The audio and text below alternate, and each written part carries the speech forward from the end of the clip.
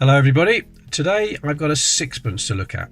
Now this was given to me by a workmate and she said if I made a video about it and give her a shout out then I could keep it. So thank you very much Mary, this is your video.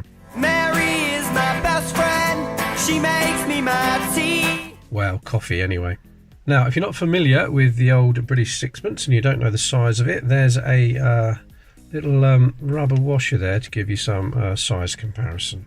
Nah, only kidding. Let's give it a Peter Rabbit. There he is, Taylor Peter Rabbit 50p. That'll give you some size comparison. Run, rabbit, run, rabbit, run, run, run. Alright, let's get that out of the way.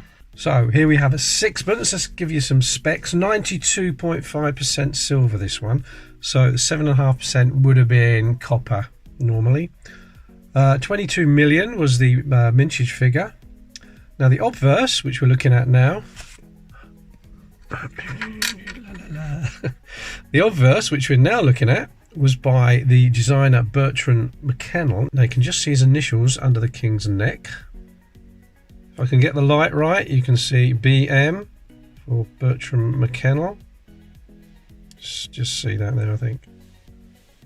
The reverse was designed by George William de Saules, and as far as I can tell, there's no signature on there, so a closer look. I don't think there is. No, not on this one. We've got the lion there on top of St Edward's crown. The date either side, 1916 in this case, and the denomination at the bottom there, sixpence. The usual Latin around the top. This had a nickname when I was a kid, a tanner. Everybody called it a tanner. There are two theories as to why this was nicknamed a tanner. The first one is the one that I believe. The chief engraver in the 1700s for the Royal Mint, who actually designed some sixpences, was called John Sigismund Tanner. Now I think that's a bit of a coincidence that it wasn't named after him, but there is another theory that the word comes from a Romany word, torno, meaning small thing. Nah, I don't believe that. I believe it's named after John Tanner. There's also another nickname before that, was a bender, and this is because silver coins, especially small silver coins like the sixpence, would have been very thin, pure silver, and very easy to bend, and you could even make teeth marks in it. Can you hear that dog barking next door again? Oh my god. Oh, I can't be bothered to edit it out.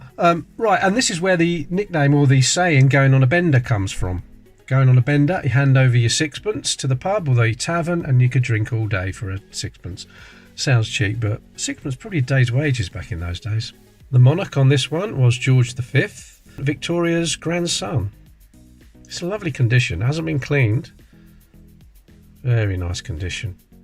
Now, what sort of money we're looking for then? I would say, I would hope to get about £12 if I sold this. Not that I will. I have got a 1916, but this one is much better condition, so I'll be swapping it for this. So thank you again, Mary. What else can I tell you about it? The edge is reeded.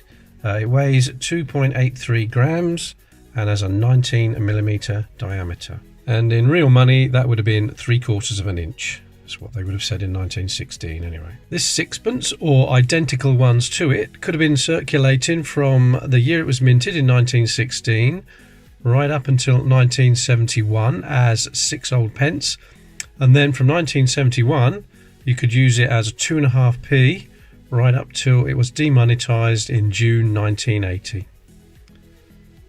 So sadly they demonetised the sixpence. We could have still had these in circulation for 2.5p, but never mind. This is an absolutely excellent condition one. Thanks you once again, Mary. And thanks everybody for watching, and I'll see you in the next video. Lovely coin.